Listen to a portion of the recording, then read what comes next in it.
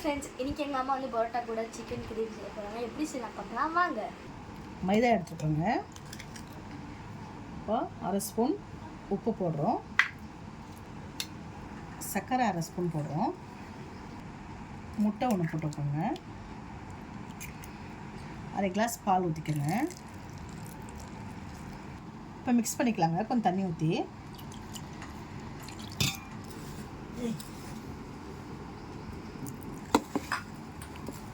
இப்போ 2 ஸ்பூன் எண்ணெய் ஊற்றிக்கலாங்க. இப்போ கொஞ்சம் எண்ணெய் ஊற்றிக்கலாங்க. இப்போ அரை மணி நேரம் மாவு ஊறட்டோங்க.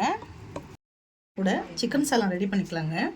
தேங்காய், கசகசா, முந்திரி, சோம்பு இது பேஸ்ட் மாதிரி அரைச்சிட்டு வந்துடலாங்க.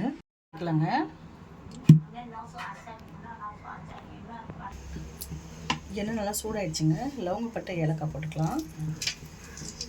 வெங்காயம் போட்டுக்கலாங்க.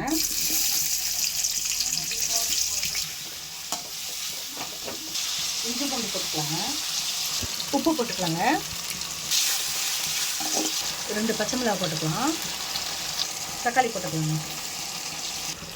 மஞ்சள்தூள் போட்டுக்கலாம். மிளகாத்தூள் போட்டுக்கலாங்க. தனியாத்தூள் போட்டுக்கலாம்.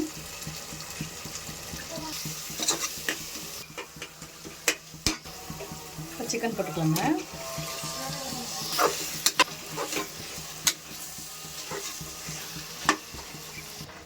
அரைச்சி வச்சுருக்க பேஸ்ட் போட்டுக்கலாங்க. தண்ணி ஊற்றிக்கலாங்க.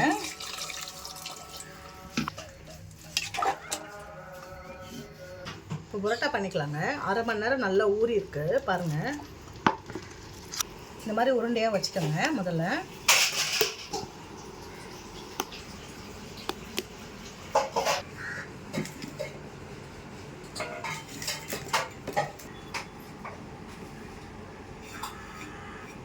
கொஞ்சம் எண்ணெய் ஊற்றிக்கலாங்க.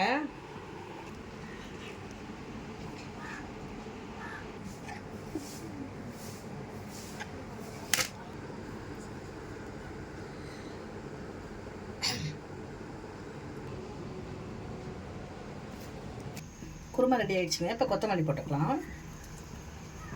தவா நல்லா சூடாகிடுச்சுங்க. இப்போ பரோட்டா போட்டுக்கலாம்.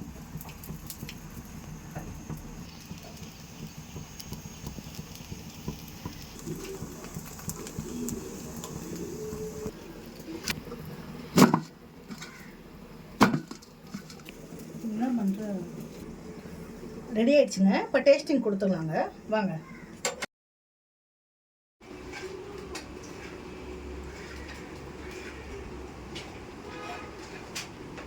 செம்மையாக இருக்குங்க காய்ஸ். உங்கள் வீட்டில் ட்ரை பண்ணி பாருங்கள். மறக்காமல் லைக் அண்ட் சப்ஸ்கிரைப் பண்ணிடுங்க. பாய்.